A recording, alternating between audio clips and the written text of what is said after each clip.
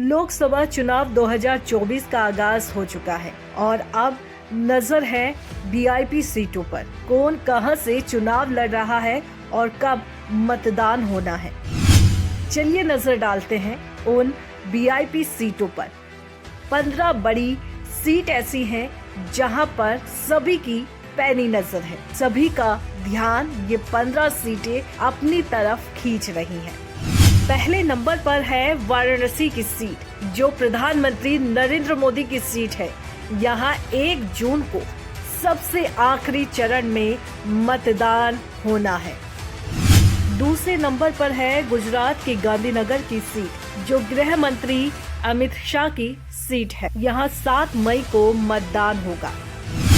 अब बात राहुल गांधी की करते हैं। वायनाड सीट, जो राहुल गांधी की सीट है, यहाँ 26 अप्रैल को मतदान होना है। अब बात बीजेपी की कद्दावर नेता और केंद्रीय मंत्री स्मृति ईरानी की सीट की करते हैं। ये सीट है अमेठी की। यहाँ 20 मई को मतदान होना है। अब बात मध्य प्रदेश की विदिशा सीट की, जो मध्य प्रदेश के पूर्व मुख्यमंत्री शिवराज सिंह चौहान की सीट है। शिवराज सिंह चौहान यहाँ से मैदान में है। 7 मई को मतदान होना है।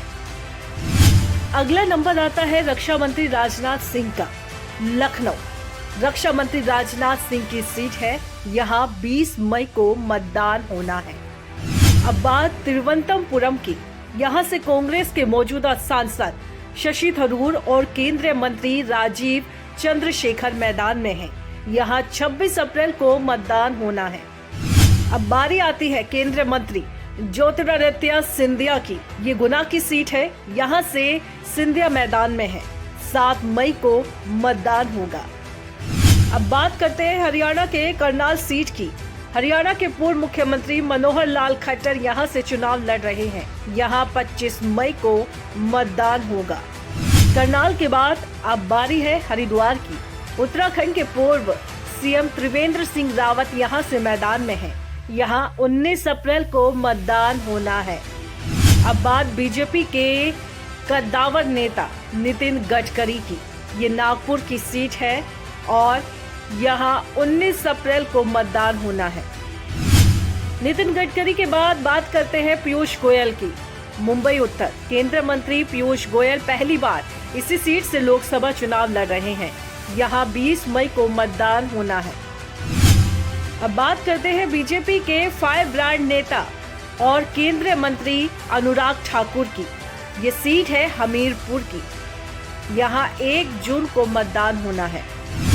और सबसे आखिरी सीट वीआईपी सीट है उत्तर पूर्वी दिल्ली की, जो भाजपा के मौजूदा सांसद मनोज तिवारी की सीट है।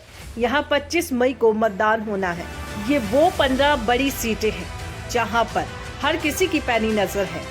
जनता जनार्दन ही नहीं, नेता भी इन सीटों पर अपनी नजर गड़ाए बैठे हैं।